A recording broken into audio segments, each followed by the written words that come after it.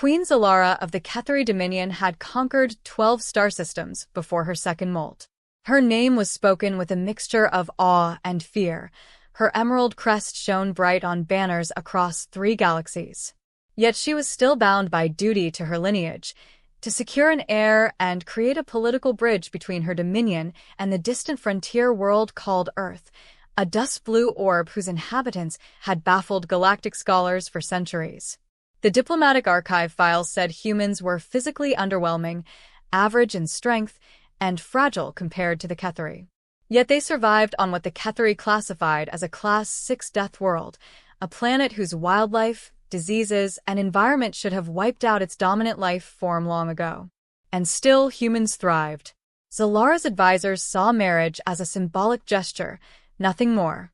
The Kethari Empire would claim legitimacy over Earth's sector, while humans gained protection from rival empires.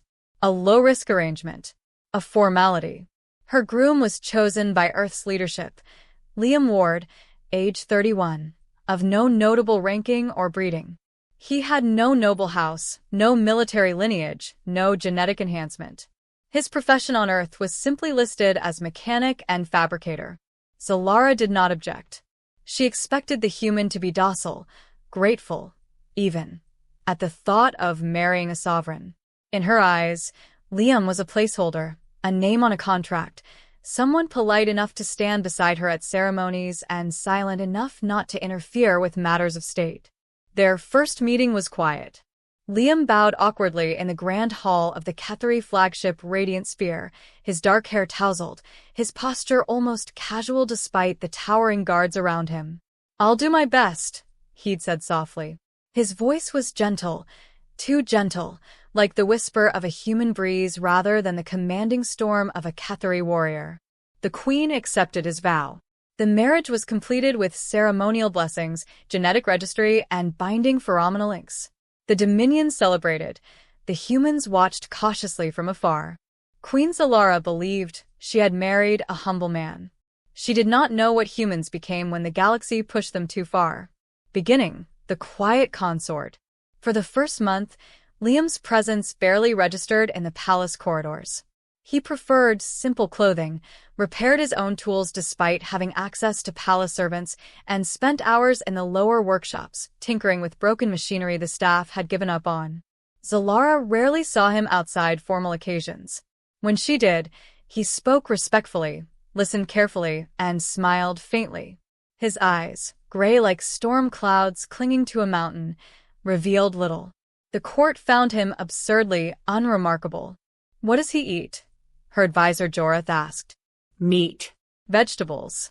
I am told he drinks tea," Xalara said, struggling to understand the fascination. "Tea? That's barely nutrient efficient." Even Xalara had to admit, Liam seemed impossibly average. But occasionally, just occasionally, she saw something flicker behind his quiet demeanor.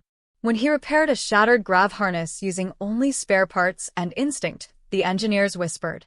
When he lifted a collapsed support pillar during a maintenance accident with brute strength and stubborn determination, the palace healers stared. Humans fascinated her, yet she remained convinced. Liam was humble, ordinary, harmless. When she asked him once why humans endured such a harsh world, he shrugged. "Well, Earth throws everything at us. Storms, predators, diseases, hunger, cold. We learn to push back. Not always gracefully." He paused, eyes distant. "Sometimes we break first. But if we survive, we adapt." Adapt. The word lingered in her mind like a seed. Middle. The fire that tested steel. On the 43rd day of their union, the Atroth Coalition, ruthless factions Xalara once defeated but never fully crushed, launched a bold surprise attack. They breached the capital's orbital defense network, landing strike teams directly in the palace's vicinity. Explosions thundered against the shielded windows. The palace trembled. Kethari guards scrambled into formation. Officers screamed orders. The war horns of Atroth echoed across the once serene skyline. Xalara ran toward the command hall, her battle armor forming around her like molten gold. As she passed the lower corridors, She saw Liam emerging from a workshop, wiping grease from his hands. "Stay here," she commanded. "The palace is under attack." He didn't flinch. "Where do you need me?" "I said stay. You are not trained for battle." Liam stared at her, not with defiance, but with a stillness that unsettled her more than any roar of war. "Xalara, I survived Earth," he replied quietly. "Just tell me what needs doing." It was the first time he used her name without title. She hesitated, but explosions tore through the inner gates, and the ground shook.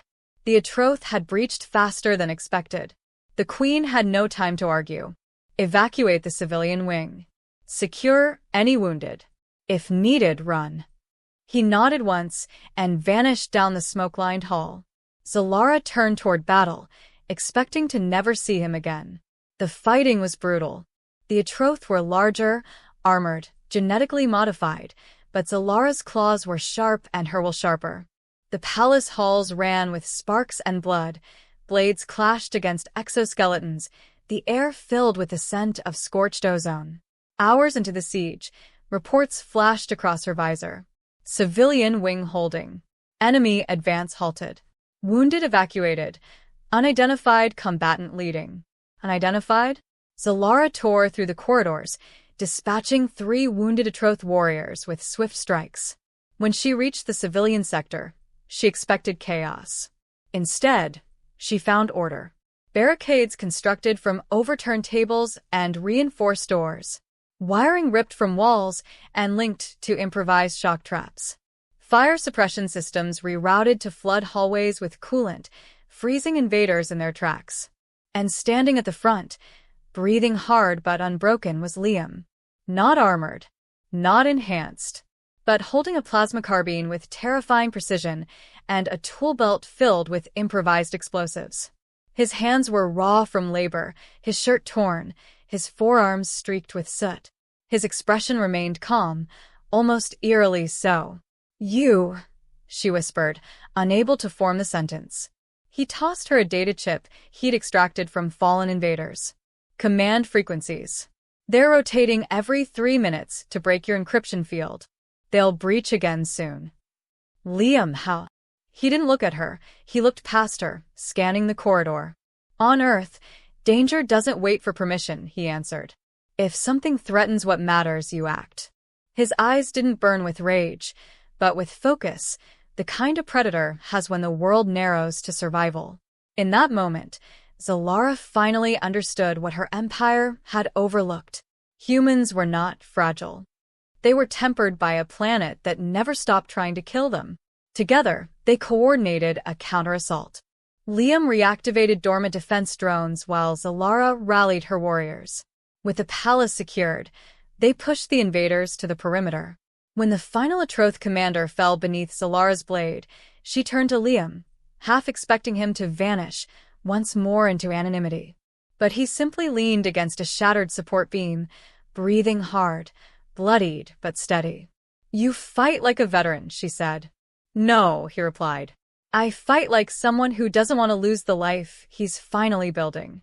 Her heart, layered in ceremonial stone and hardened through empire, shifted. Ending, a queen's realization. Reconstruction began the next day. Rumors spread faster than plasma fire. The human consort had held the civilian wing alone, had improvised weapons, had defied death with nothing but stubbornness and ingenuity. When Xalara and Liam walked through the palace gardens, workers bowed to both of them. "Why didn't you tell me?" she asked softly. He paused, brushing dust from his palms. "Because every time humans talk about what we've survived, people think we're boasting." His eyes met hers.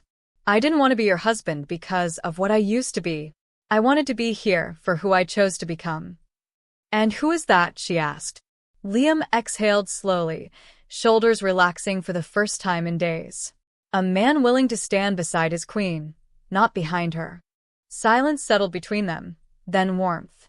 Xalara took his hand, claws gently interlacing with human fingers. "You are not a humble man," she murmured. "Only someone with great strength can pretend to have none."